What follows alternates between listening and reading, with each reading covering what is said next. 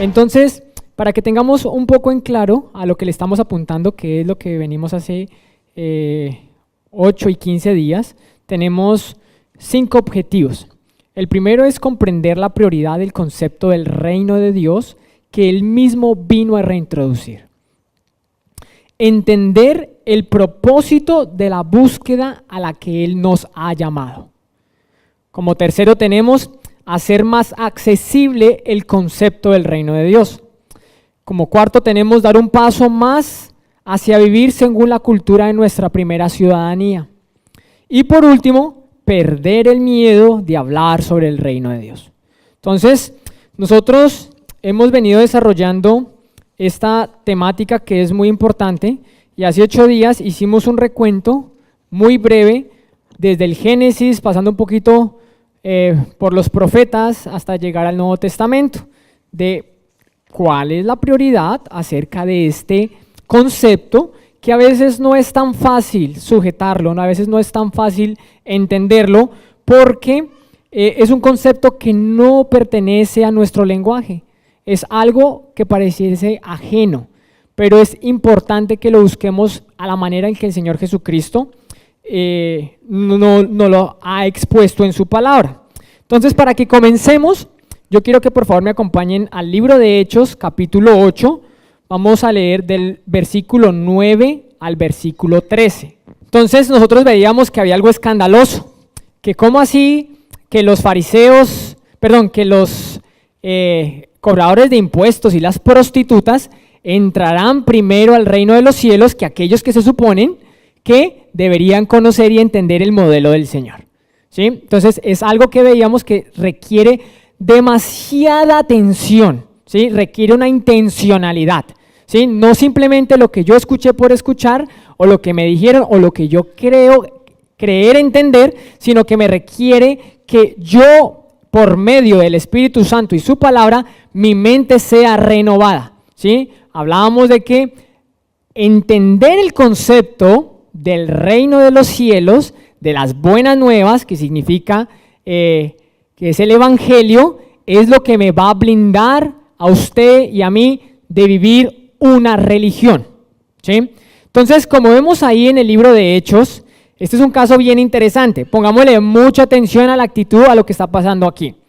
Dice así: un hombre llamado Simón, quien por muchos años había sido hechicero allí, asombraba a la gente de Samaria y decía ser alguien importante. 10. Todos, desde el más pequeño hasta el más grande, a menudo se referían a él. Escuche cómo se referían a este señor: el grande, el poder de Dios. Lo escuchaban con atención, dice, porque por mucho tiempo él los había maravillado con su magia. Pero ahora la gente creyó el mensaje ¿de quién? De Felipe. ¿Sobre qué? La buena noticia. ¿Cualquier noticia? No, la buena noticia del reino de Dios. ¿Y de qué? Y del nombre de Jesucristo. Como resultado se bautizaron muchos hombres y mujeres. Dice así: luego, no mentiras, ya tengo la atención, listo, eso es lo que quería. Dice, luego el mismo Simón creyó y fue bautizado. Miren lo tremendo, alguien que se creía el grande, no porque lo decía él, sino porque lo decían los demás. Algo muy peligroso. ¿Por qué? Porque los maravillaba con las hechicerías que él hacía. Pero cuando escuchó, mire una persona que está caminando en dirección opuesta a lo que es la verdadera noticia, escucha el mensaje de Felipe acerca del reino de Dios, escuche esto y es muy importante hacer la aclaración, y de Jesucristo, ¿sí? Dice, y luego el mismo Simón creyó y fue bautizado.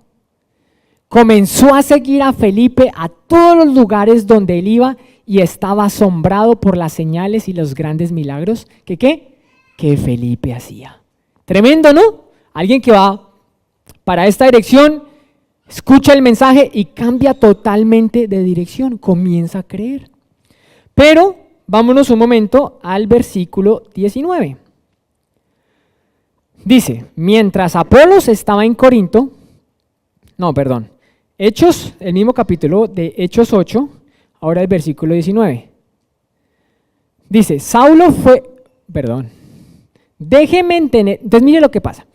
Simón cree, dice, y fue bautizado. Pero si miramos unos versículos más adelante, mire la actitud de Simón en este momento. Déjenme tener este poder también, exclamó, para que cuando yo imponga mis manos sobre las personas, reciban el Espíritu, ¿qué? Santo. Vamos al versículo 20. Pedro le respondió, que tu dinero se destruya junto contigo por pensar que es posible comprar el don de Dios. ¿Qué fue lo que pasó? Si versículos arriba, la Biblia nos muestra que él creyó y fue ¿qué? Y seguía a Felipe a donde quiera que iba. Miremos esto, simplemente creer no es suficiente. Es necesario que haya una profundidad en nuestro interior para que se produzca una verdadera conversión. Si nosotros nos recordamos, las buenas nuevas del Evangelio son anunciadas ¿cómo? Con arrepentimiento. Tiene que haber un cambio en nuestra vida. Las noticias por anunciar, simplemente por anunciar, no producen el efecto. Tiene que haber un cambio de adentro hacia afuera. Para que haya una verdadera conversión, santidad interior y un cambio en nuestras prioridades, alineándolas con las de Dios.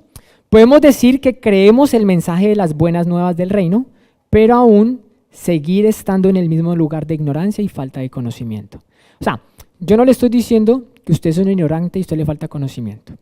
Yo lo que estoy diciendo es de mucho detalle. Yo no puedo suponer que estoy entendiendo algo. Por eso digo, el mensaje y la invitación, como lo vamos a ver en un momento, es ir más profundo. Mire, porque uno podría decir, una evidencia, creyó, seguía, se bautizó, pero algo no había cambiado en su ser. Todavía quería seguramente renombre, que es un ejemplo de lo que hablábamos hace 8 días. El Señor nos dijo, ¿y ellos qué? Reinarán, pero no a la manera en como nosotros creemos. Entonces seguramente Simón quiso, no, yo también quiero ser famoso. Yo creo las buenas nuevas para que me vean a mí. Y las buenas nuevas nunca apuntan a mí, las buenas nuevas apuntan a Jesucristo. Y esa es la diferencia. Porque yo puedo creer que, un ejemplo, listo, vamos a perseguir las buenas nuevas del Evangelio del Reino, ¿cierto? Pero si mi actitud es que primero estoy yo, segundo yo, tercero yo, cuarto yo y todo en yo, esa no es. Porque la tarea es que yo mengüe para que yo deje de ser el importante, para que Cristo comience a ser el importante en nuestra vida. Y esto puede parecer obvio, pero esto es algo con lo que se lucha muchísimo. Vámonos un momento a Mateo 6:33. Esto lo tocamos un poquito hasta hace 8 días al final de la predicación. Llevamos 2 sermones completos y no hemos tocado este versículo. Ahora sí, con todo el panorama y con todo el contexto del que venimos hablando, vamos a tocar un poco más a profundidad lo que dice acá. ¿Qué dice ahí? Busquen el reino de Dios por encima de todo lo demás y lleven una vida justa y Él les dará todo lo que necesiten, no todo lo que querramos, todo lo que el Señor sabe que necesitamos, ¿cierto? Pero dice la Reina Valera, dice busque el reino de Dios y ¿qué? Y su justicia. Entonces no voy a ahondar hoy en este tema, pero yo le invito a que piense un momento ahí, ¿qué es la justicia de Dios? ¿Cómo usted sabe que usted está buscando la justicia de Dios? Porque, ¿se acuerda que yo les decía? Esto es un mandato individual. Arturo no puede buscar por Francia el reino de los cielos. Yo no lo puedo hacer por Fabián. Esto es algo que cuando usted abre la palabra y la lee, es Dios hablándole a usted, ¿sí? Por eso el responsable de hacer esa búsqueda, adivine quién es, usted. Veamos esto, miren, nosotros muchas veces hemos ahondado un poco en el concepto del reino y el concepto de justicia, pero hay algo que cuando leemos pasamos por encima. ¿Qué es buscar? ¿Qué está diciendo el Señor cuando alguien le dice a usted, busque? ¿Qué le está diciendo? Piénselo. La palabra buscar viene de una palabra en el griego que se llama seteo. Significa, póngame mucha atención, porque este versículo va a cobrar un poco más de sentido en el tema que respecto a la que es la prioridad que debemos buscar. Significa principalmente buscar algo con la intención de encontrarlo. Yo le hago una pregunta, ¿usted está buscando el reino con la intención de encontrarlo? ¿O usted viene a la iglesia porque se siente cómodo, porque hay paz, porque podemos cantar? ¿O en usted está esa prioridad? ¿Usted está buscando el reino, escuche esto, con la intención de buscarlo? Perdón, de encontrarlo. Porque, ¿qué es lo que pasa? Esto no es algo que lo podamos llevar a lo general. Yo puedo leer la Biblia del Génesis al Apocalipsis y seguro, mire, yo lo puedo leer y no puedo estar enterado de qué es el reino de los cielos, y la puedo leer. Se necesita que haya una intencionalidad, transmite un sentido de seriedad y diligencia en la búsqueda. En el Nuevo Testamento se usa a menudo para describir el acto de buscar a Dios, su reino o su justicia. También puede referirse a la búsqueda de necesidades físicas como alimento o abrigo, o incluso la búsqueda de sabiduría y entendimiento. Si usted tiene sed y tiene mucha sed, ¿qué hace usted? Agua. Usted dice, no, me voy a sentar aquí otro ratico. Usted dice, no, estoy mal, necesito agua, no me siento bien, o sea, tengo mucha sed. ¿Qué hace usted? Va a la cocina, no hay agua. ¿Qué hace? No, yo necesito, hay una urgencia. Miremos esta palabra en el contexto cultural y histórico. En el mundo greco-romano, la búsqueda, acuérdense, el Evangelio, el Nuevo Testamento está escrito en un lenguaje que es, un idioma que es el griego. Entonces, en el mundo greco-romano, la búsqueda era un concepto común en los textos filosóficos y religiosos. Escuche esto, los filósofos buscaban la sabiduría y la verdad, mientras que los religiosos buscaban el favor de los dioses. En el contexto judío, la búsqueda de Dios era un tema central, como se ve en las escrituras hebreas. Los escritores del Nuevo Testamento, sobre todo en las enseñanzas de Jesús, hicieron hincapié en la búsqueda de Dios y de su reino como prioridad frente a las búsquedas mundanas. ¿Qué podemos concluir de lo que es la palabra búsqueda? Significa indagar, investigar, para llegar a una resolución vinculante. Mire, quédese con esto. Buscar es llegar al fondo del asunto. Cuando el Señor nos dice, busquen el reino de Dios y su justicia, no es una búsqueda superficial, es una búsqueda intencionada que me permite llegar al fondo del asunto. Si usted va al médico, tiene un problema, no le encuentra, examen. ¿Por qué tanto examen? Porque necesitamos ir a la raíz de lo que estamos buscando. Si usted comienza a hacer una investigación, hay muchas investigaciones que toman muchísimos años. ¿Por qué? Porque el objetivo no es llegar por llegar, queremos llegar al fondo del asunto y ahí poder sacar las conclusiones acordes a esa búsqueda. Entonces, si usted se da cuenta, no es que se le raye uno el disco, busquen primeramente el reino de Dios y su justicia, no, sino que tiene que haber una búsqueda intencionada. ¿Usted ya llegó al fondo del asunto? Yo no he llegado. Y por eso es tanta la pasión, porque yo digo, todos los días mi motivación es hacerle caso al Señor. Yo necesito aprender de Él, a través de Él, para buscar lo que tengo que buscar. ¿Cuál es el problema de no buscar lo que tenemos que buscar? Comenzamos a buscar otras cosas que son suplementos. Me puede complementar una vida tranquila, una vida de paz, pero no me desarrolla al nivel de la promesa de cual el Señor Jesús nos dejó, que en algún día llegaremos a la estatura del varón perfecto. El Señor pagó por usted y por mí, no para que ocupemos un lugar, un espacio, para que tengamos unas actividades simplemente, sino para que se forme el carácter de Cristo en nuestra vida. Por eso el Señor pagó por usted y por mí.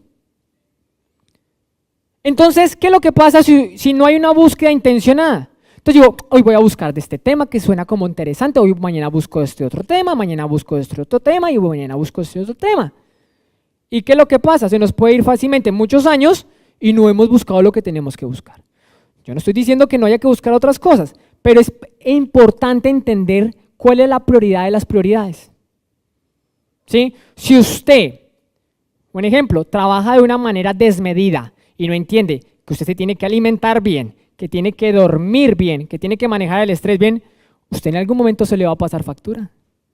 Entonces, ¿qué es lo que pasa? Es fácil vivir una religión, es sencillo. No es fácil buscar el reino de los cielos. ¿Por qué? Porque requiere que haya un cambio en mi vida. Como mencionamos en el sermón anterior, el tema del reino de Dios no es algo que pueda comprenderse plenamente con una sola explicación. Este tema requiere una intención clara y un enfoque dirigido hacia el propósito de entender el contexto global del reino de Dios, lo cual es clave, escuche esto, para interpretar correctamente cada versículo de la Biblia. Un claro ejemplo de esto es la cantidad de parábolas que nuestro Señor Jesucristo utilizó para ilustrar de manera concreta en qué consiste el reino de Dios y cómo debería ser entendido. Estas parábolas ofrecen un panorama más amplio y profundo sobre la naturaleza y los principios del reino de Dios. ¿Sabe cuántas parábolas hablan del reino de Dios? ¿Todas las parábolas hablan del reino de Dios? La gran mayoría están dirigidas a entender el reino de Dios.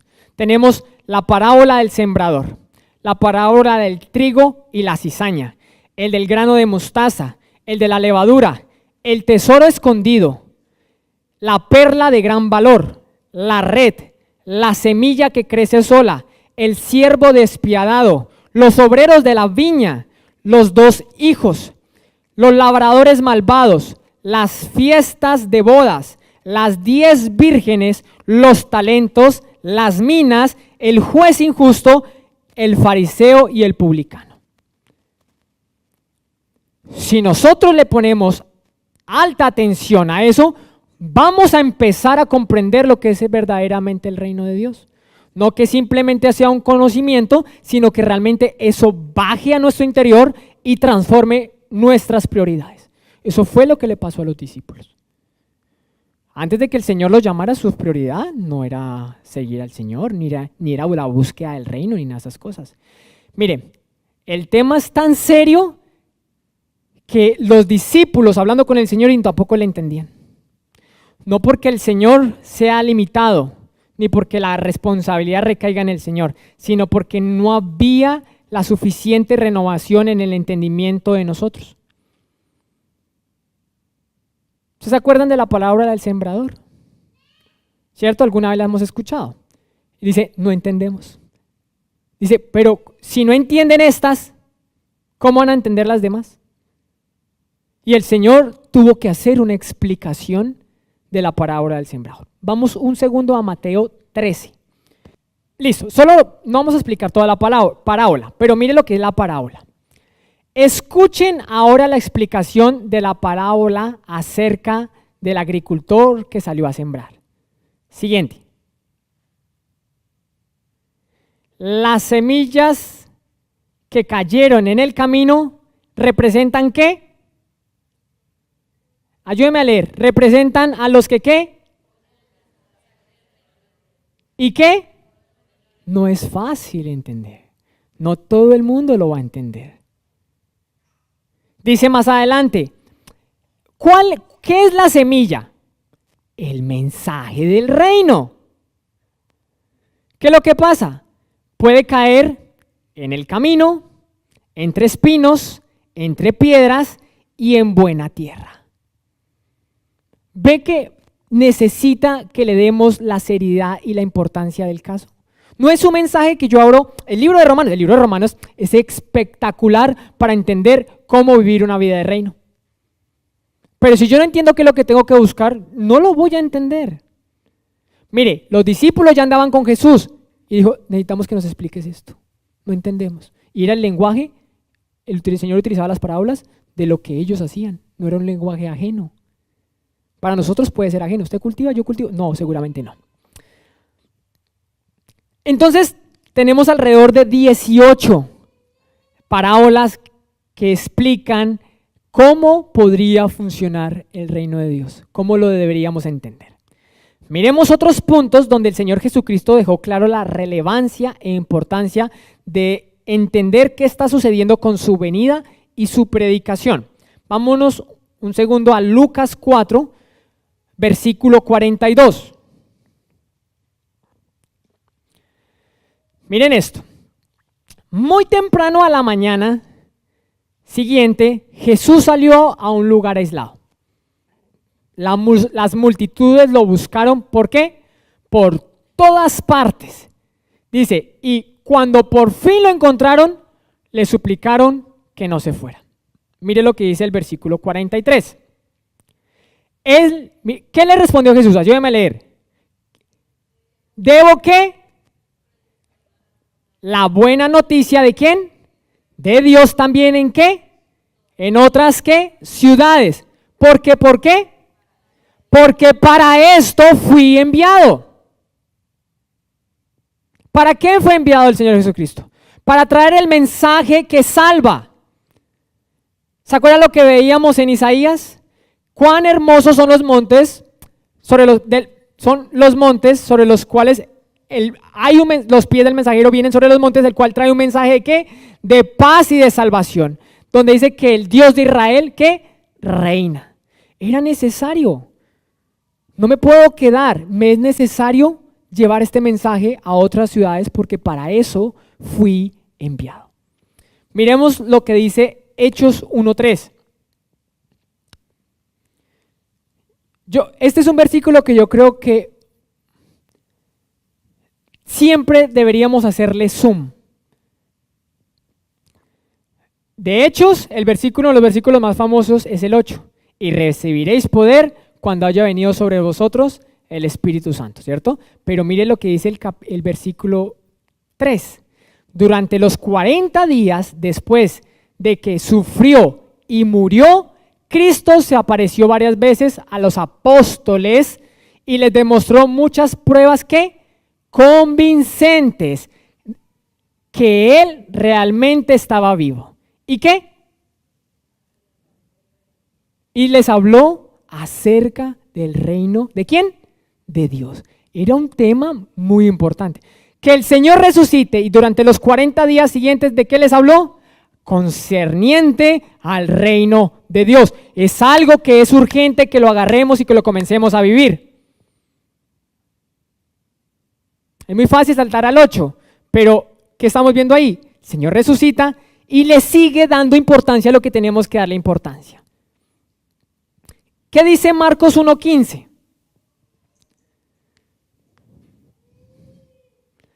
Dice el Señor, por fin ha llegado el tiempo de Dios.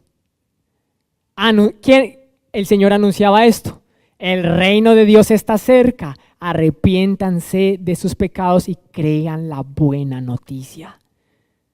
Esa profecía que estaba en Isaías 52, dice el Señor, por fin, dice la Reina Valera, el tiempo se ha cumplido. Viene el Mesías, viene el ungido, viene el Rey con el mensaje que la humanidad necesita urgentemente escuchar. ¿Qué dice Mateo capítulo 10, versículo 5? Si nosotros leemos lo que está en el capítulo 10 desde el versículo 1, es cuando el Señor los comisiona de ir dos en dos y les dice, no lleven una ropa extra, no lleven calzado, no lleven alimento, no lleven absolutamente nada. Y los comisionó con una tarea. Dice así, Jesús envió a los 12, ¿con qué? Con las siguientes instrucciones. No vayan, ¿a dónde? A los gentiles ni a los samaritanos, ¿cierto? 6. Sino solo al pueblo de Israel, las ovejas perdidas de Dios. Mire lo que dice el versículo 7. Vayan, ¿y qué? Y anúncienles que el reino del cielo está cerca. Es algo demasiado importante. El Señor ha dicho, vaya y predíqueles otra cosa. Dice, no, predíquele al pueblo de Israel. ¿Sabe qué? El reino que estaban esperando ya está. Porque son las buenas nuevas. Cuando nosotros entendemos el concepto bien del reino de Dios, se nos amplía el abanico de poder entender todo lo que la Biblia dice. Porque todo casa en esa buena noticia. Ahora hagamos un hincapié, un énfasis en lo que es busquen el reino de Dios y vivan una vida justa. Exploremos un poco qué es esa vida justa. El reino y la justicia son inseparables. Yo no puedo vivir en una con carencia de la otra. O no puedo decir que tengo de la otra con carencia de la primera. Son inseparables. Por eso el Señor no mandó solo que buscáramos el reino, sino que buscáramos el reino de Dios y ¿qué? Y su justicia. De manera personal me parece que la palabra en el español como justicia, en el contexto de este versículo, no debería ser justicia. La palabra que más se le acerca debería ser rectitud. Si ustedes se dan cuenta allá abajo, yo no lo estoy viendo, pero no dice justice. Perdón, búscame Mateo 6:33 ahí. 17, si quieren pónganme por favor Mateo 6:33 de nuevo. Miren lo que dice ahí. Ahí no está buscando angis justice. No, está hablando de otro tipo de justicia, que vamos a ahondar un poquito más en esto. ¿Qué es righteousness? Se parece mucho a la rectitud. Por eso dice, y vivan una vida justa. No puede existir el uno sin el otro. Esta vida de justicia es la que refleja si realmente estamos viviendo del reino de Dios o no. Yo le hago la pregunta, ¿qué es la justicia o qué es la rectitud de Dios? No lo tiene que saber, pero yo me hago la pregunta, si no lo sabemos, ¿cómo sabemos que estamos alineados al reino de los cielos? La vara de medida del reino de los cielos es la justicia. No es cuán bien me va, cuán versículos me sé. Es importante recordar que las labores eclesiásticas no son por sí solas sinónimos de la manifestación del reino de Dios desde una perspectiva religiosa. La justicia, póngame, la voy a resumir, pero su tarea es buscar qué es la justicia del Señor. No se quede simplemente con esto que yo le voy a resumir. La justicia de Dios puede definirse como la correcta relación, tanto con Dios como con los hombres. Esto es importante. No es solo la posición que yo tengo delante de Dios, sino cómo me comporto con mi prójimo. Porque yo no puedo decir que amo a Dios, sino amo al que veo. ¿Cómo puedo decir que amo al que no veo y no amo al que sí veo? Mi manera de saber que mi comportamiento es el adecuado conforme al reino de Dios es mi manera en cómo yo me relaciono con mi prójimo. Por eso la rectitud o justicia que habla en la Reina Valera es mi relación tanto con Dios como con los hombres.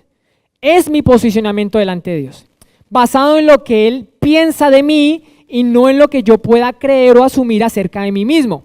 No puedo afirmar que estoy en una correcta relación con Dios si soy indiferente al bienestar de mi prójimo.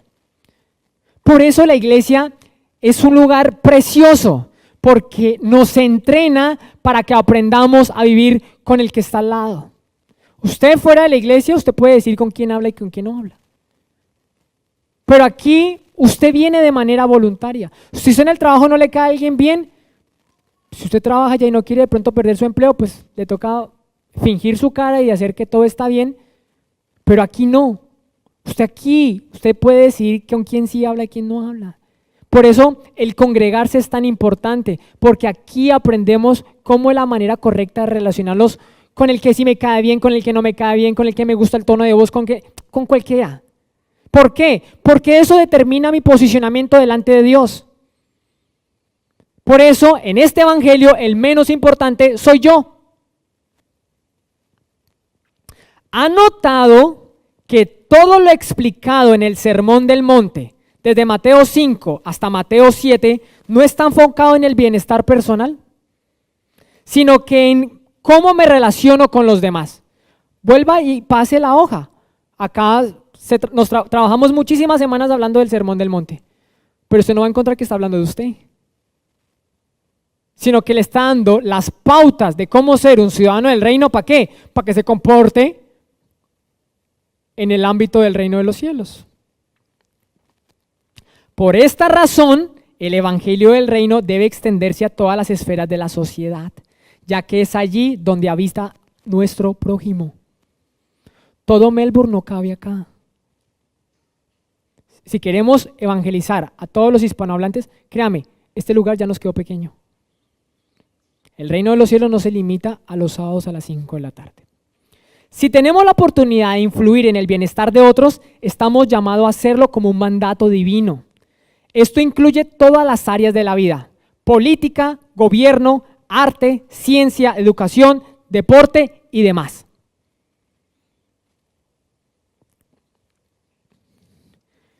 Miremos lo que dice Mateo 5:20. Les advierto, a menos que su justicia no supere a la de los maestros de la ley religiosa y a la de los fariseos, nunca vas a entrar. Si la manera en la que usted está llevando la rectitud delante de Dios no es la acorde delante de Dios, no entras. Y no porque usted entre por obras. Ya lo vamos a desglosar un poco más adelante. Pero la evidencia, escucha, por eso le digo, de cómo yo sé que estoy viviendo una vida de reino, es una vida abundante de reino, es una vida abundante en justicia. Ese es el termómetro. Mire, póngame mucha atención. La filosofía platónica ha influido en el cristianismo desde sus inicios, dando lugar a lo que podríamos llamar ascetismo. Ejemplo, algunos yo sé que han escuchado de una secta judía del siglo II que se llamaban los esenios. ¿Sí han escuchado? De ahí se cree que aparecieron los rollos del mar muerto. Este pensamiento, ¿qué sugiere? Que todo lo que existe en este mundo es perverso y malo, lo que llamamos todo es mundano, y que nuestro único anhelo debería ser abandonar este cuerpo y estar sobre las nubes lo más pronto posible. O sea, ¿cuál es mi propósito aquí en la tierra? Ir al cielo. Ya le voy a mostrar que ese no es su propósito. He escuchado a varios pastores, incluso doctos en la palabra, enseñar de que no debemos involucrarnos en los asuntos de esta tierra, que solo es suficiente oración y espera, debido a que se malpresenta la soberanía del Señor. Martín Lutero tiene un mensaje espectacular que yo le invito a que lo lea. Fue escrito en el año 1519, donde él habla de los dos tipos de justicia. Este es un principio que casi se ha perdido en el evangelismo moderno. Quizás, sin embargo, es el que más desesperadamente necesite ser revivido. Martín Lutero habla de dos tipos de justicia. Una que es heredada de la primera. A la primera la podríamos llamar justicia pasiva. La justicia pasiva de un creyente es su justicia, que en el latín se llama coram Deo, que significa a los ojos de Dios. Consideremos esta justicia como una justicia vertical. Tu bondad vertical es aquello que establece tu aceptación entre tú y Dios. Lutero llama a esto justicia alienígena, es decir, la justicia de otro, porque viene de afuera y no de nosotros. Esta es la razón por la que somos aceptados o lo que llamamos justificados a los ojos de Dios. No solo que Jesús ha quitado nuestros pecados, sino que nos ha dado ¿qué? Su justicia. Una manera de resumir lo que sucede en la salvación es el término de sustitución. Esta es la verdad en la cual la justicia de Jesús es puesta en nosotros y nuestra rebelión es puesta en Jesús. En el momento en que crees la perfecta santidad de Cristo, es sustituida en lugar de tu patética cuenta. De modo que ahora, cuando Dios nos ve, ve a su Hijo. ¿Claro? Justicia pasiva, justicia vertical. Miremos lo que dice, no lo pongamos, solo pongamos atención. Isaías 61, capítulo 10. Me llené de alegría en el Señor, mi Dios, pues Él me vistió con ropas de salvación y me envolvió en un manto ¿de qué? De justicia. Soy como un novio vestido para su boda o una novia con sus joyas. ¡Qué alegría! Porque soy justificado únicamente por la obra de Jesucristo. Entonces, ¿qué es lo que pasa? Hay matices en los cuales deberíamos aprender a entender si aquí está hablando de una justicia pasiva o de la que vamos a ver ahorita, que es una justicia activa. La justicia activa de un creyente es su justicia, que en el latín se llama coram mundo, que significa a los ojos del mundo. Considérela como una justicia horizontal. La justicia del carácter, de la urbanidad, de la corrección, es la que se refiere a tus acciones, palabras y comportamientos y actitudes. No nos equivoquemos, la salvación solo es por la gracia mediante la fe, de modo que ninguno puede jactarse de que usted haya ganado la salvación por obras. Como dice el apóstol Santiago, la religión pura y verdadera a los ojos de Dios Padre consiste en ocuparse de los huérfanos y de las viudas en sus aflicciones y no dejar que el mundo te corrompa.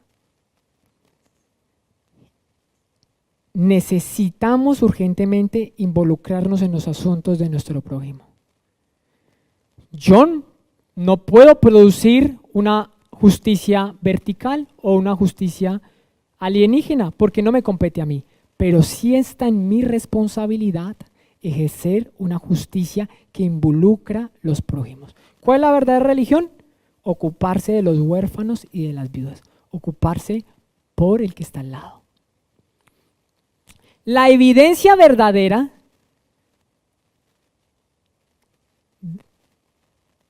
es la prueba de que nuestra posición ante Dios es de suma importancia. Mire, yo puedo venir acá y simplemente, mire, yo estoy haciendo aquí una tarea donde el Señor, yo soy en este momento un vaso de barro, donde Él pone sus palabras. Eso no indica que yo esté llevando una vida de justicia, una vida alineada.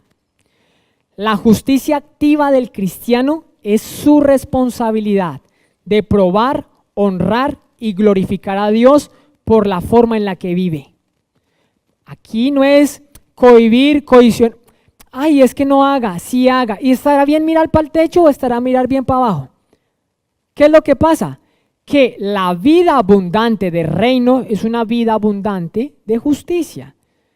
El más perjudicado de no entender cómo es que usted y yo deberíamos alinearnos a la voluntad del Señor es usted y yo. Por eso es que esto se vuelve una carga y quema. Ya no quiero saber más de iglesias, ya no quiero saber allá de esos pastores. ¿Por qué? ¿Por qué nunca estás buscando y poniendo en práctica lo que se te llamó a poner en práctica y a buscar? Esto es lo que, mire, pongamos mucha atención. Esto es lo que da propósito y misión en el mundo. Y es por eso que no debemos estar ociosos e inactivos en la voluntad de Dios. Hágase una pregunta y responda sola. ¿Cuánto usted está interesado en este momento por las necesidades de su prójimo? ¿O usted es su prójimo? Sin embargo, el Evangelio del Reino nos presenta una perspectiva completamente distinta. Nos muestra que fuimos diseñados para gobernar su creación. Son muy pocos los casos donde Dios no haya manifestado su soberanía y su voluntad a través de los hombres. Recordemos esto, no quiere decir que nosotros seamos los importantes en la historia. Debemos estar altísimamente involucrados en los asuntos de esta tierra.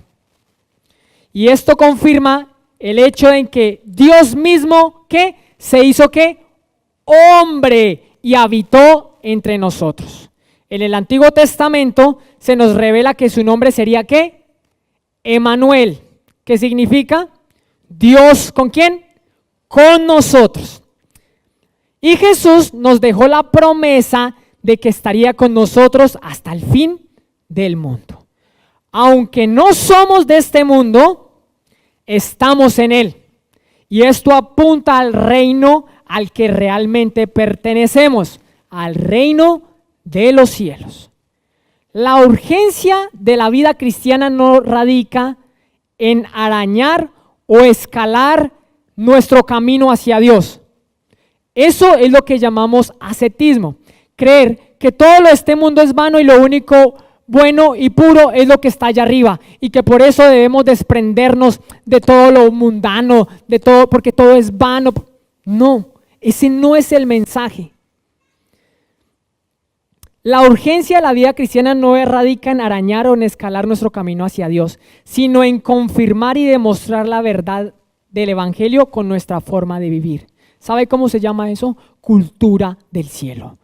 Esto es un asunto cultural. No es, ¿sabe por qué nos cuesta esto? Porque cambiar la cultura de nosotros, de donde venimos, de cómo nos criaron, de cómo nos enseñaron, es extremadamente difícil, que solo se puede a través de Dios. Es muy complejo hacer esto en sus fuerzas. Por eso fracasamos. Entonces, el reino de los cielos se deja de convertir en un mensaje polémico y entendemos que se convierte en un mensaje más bien cultural. Yo procuro practicarlo en el Señor. ¿Por qué pecar no está bien? Porque en la Biblia dice que es pecado. Sí, pero si lo analizamos en el contexto del reino, ¿por qué pecar está mal? Porque no es nuestra cultura. Ya no es algo que se me vuelve una carga. Dice, no la pongamos, 1 Juan 5:3, y el verdadero amor a Dios es que cumplamos todos sus mandamientos y no sean gravosos, ¿cierto? Que no sean una carga. ¿Cuándo se vuelve esto una carga? Cuando es una imposición. Acá en diciembre nosotros comemos buñuelo. ¿Es una carga usted comerse un buñuelo para los que son de Colombia? Piense en el plato típico de su país.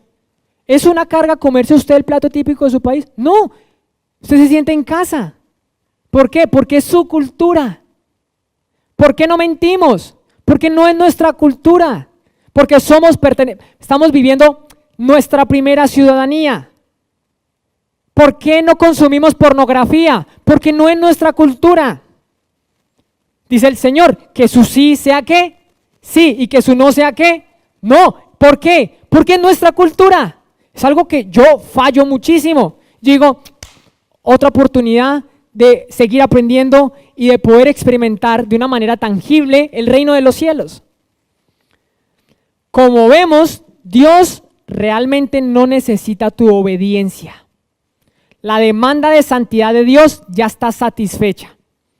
Su ley ya se cumplió en la persona y en la obra de Jesucristo. No está esperando con ansias que la cumplas. Dios no necesita tu obediencia, pero tu prójimo sí.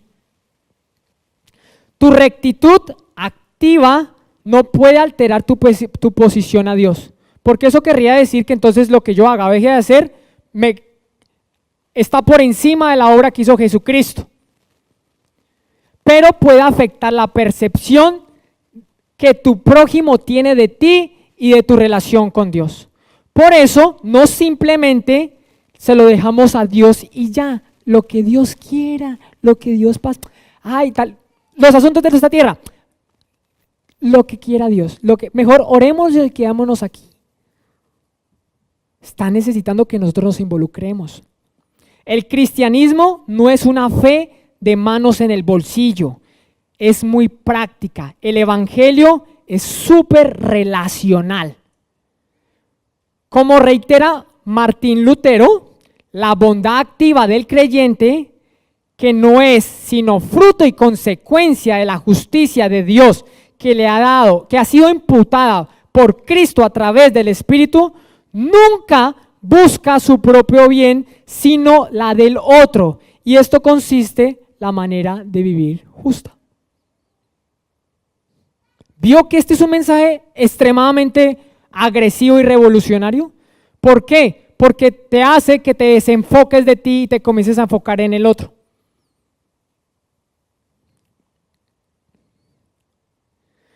Nuestra justicia activa o bondad horizontal impregnará hacia afuera y repercutirá en los que te rodean. Por eso nuestro Señor Jesucristo nos enseñó a orar. Padre nuestro, que estás ¿dónde? En los cielos. Santo ¿qué? Es tu nombre. ¿Y qué? Venga a nosotros tu reino. No que vayamos nosotros a Él. Ese no es el diseño. Su tarea y mía es que vivamos el reino de los cielos aquí en la tierra. Necesitamos urgentemente la manifestación de ese reino, las buenas nuevas en todos los asuntos de la tierra. Es verdad, pero sin embargo, este mensaje suele encontrar mucha resistencia. Lo más probable es que en este lugar haya algunos de acá que estén resistiendo este mensaje. Pero el mensaje es claro, el cielo ya ha comenzado a manifestarse aquí en la tierra y nuestra tarea como embajadores de Cristo, el Mesías, el Rey, es gobernar a través de Él. Somos llamados a ser ese nuevo pueblo que contrarresta el mal por medio del nuevo nacimiento, viviendo la cultura que ha venido del cielo a la tierra. Piénselo hasta lo que... Yo sé que mi interés no es que usted se repita todo esto, pero que entienda que no es algo superficial. Que si yo me leí el capítulo de Juan, ya estoy leyendo. No, necesito una intencionalidad. Yo le doy muchas gracias a Dios porque su mensaje es el que me da vida. Yo no estoy aquí por mi propio deleite, sino que me deleito en sus palabras me deleito. Bien de tiempo, pensé que no lo iba a lograr.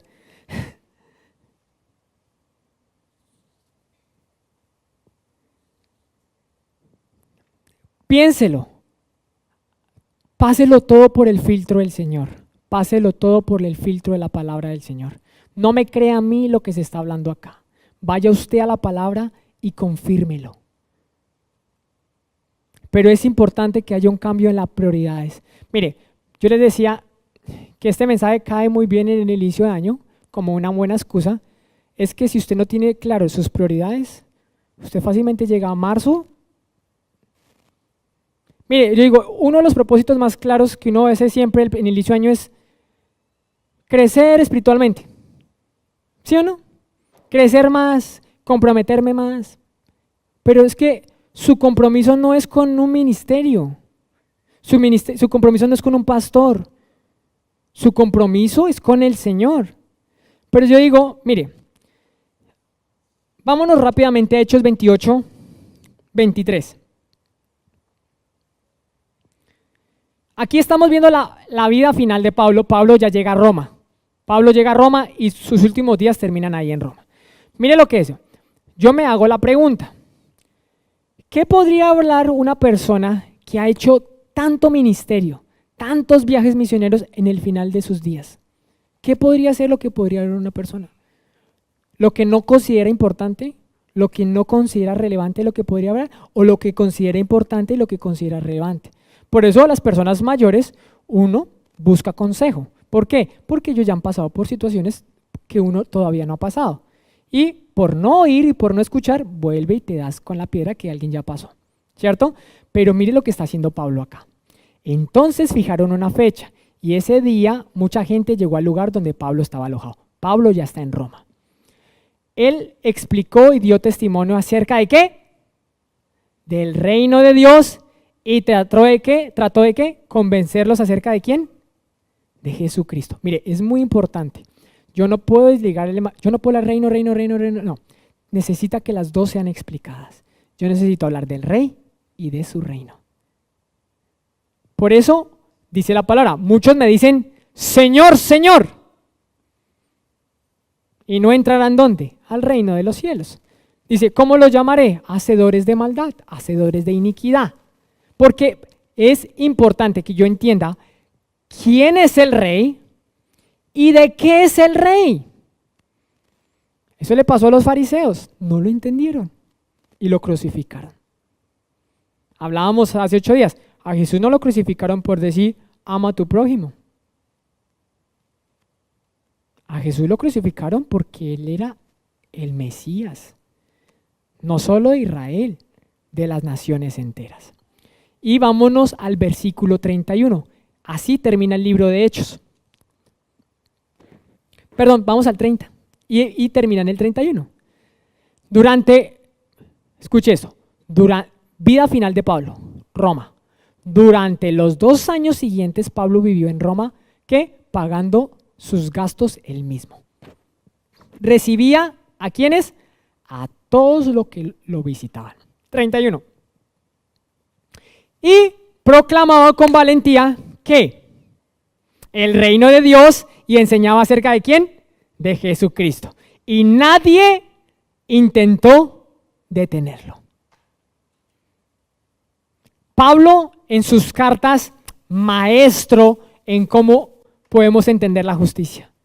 Si usted quiere entender un poco más la justicia en el Antiguo Testamento, váyase a Isaías, Jeremías, espectacular. Va a encontrar más de 27 matices de lo que es la justicia del Señor. Llevo años de manera intencionada entendiendo qué es la justicia del Señor. Por eso no es, ya venimos a la iglesia desde el reino, no es. Pero digo, qué pena ponerle un poco este tono. Pero ¿sabe qué es el problema? Que el interés de la iglesia es que usted viva el reino. Y la vida de ustedes nos importa.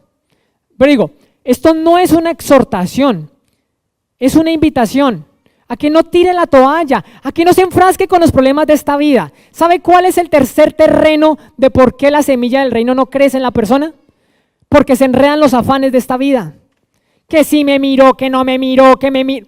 Mire, si usted está viendo muchos errores en la iglesia, ya es un termómetro grande de síntomas de que usted no está buscando el reino. Porque en el lugar donde hay más errores es la iglesia. ¿Por qué? Porque estoy yo y está usted.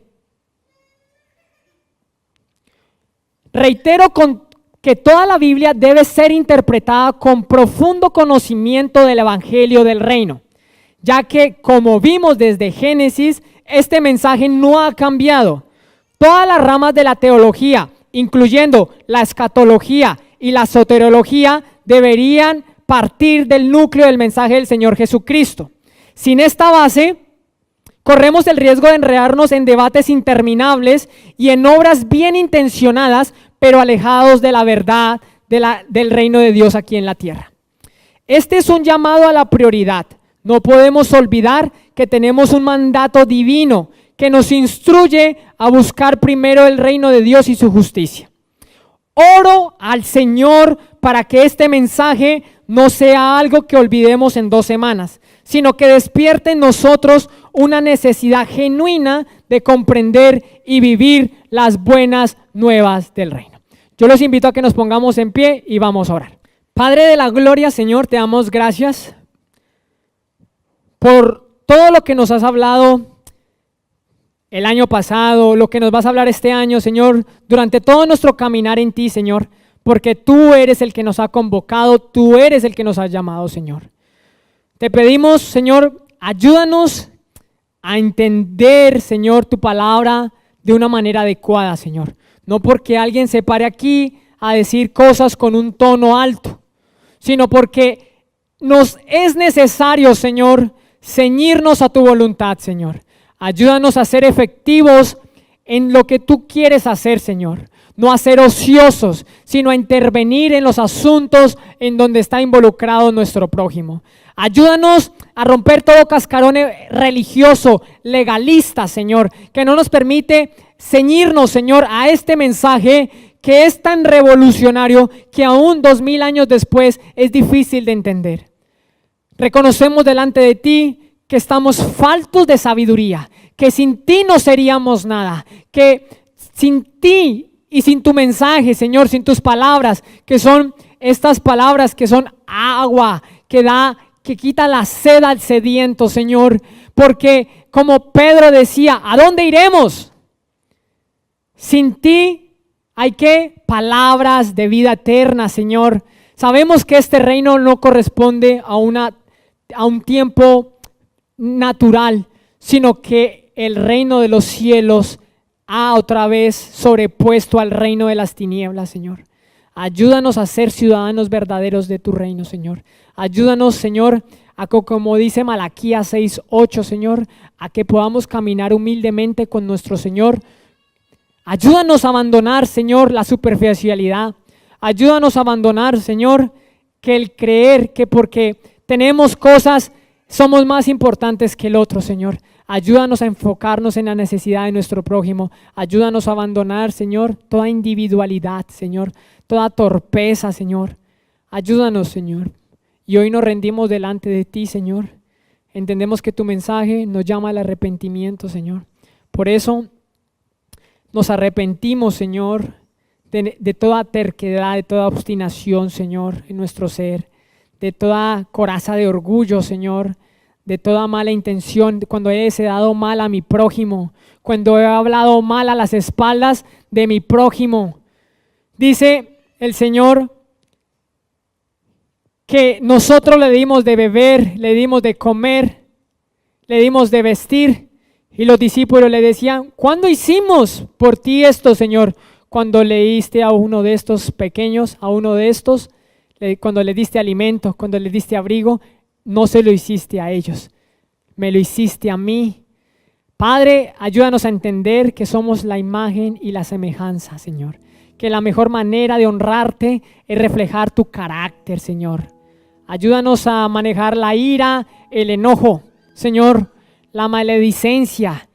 Tú nos llamas a que en esto pensemos, en todo lo que es digno, en todo lo que es verdadero, en todo lo que es, hay virtud de alabanza.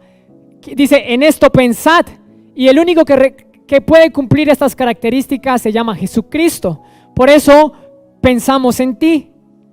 Y dice que al hacer esto, Señor, se produce una paz que sobrepasa todo entendimiento, Señor.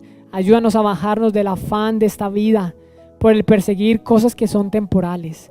El reino de los cielos es un reino al revés.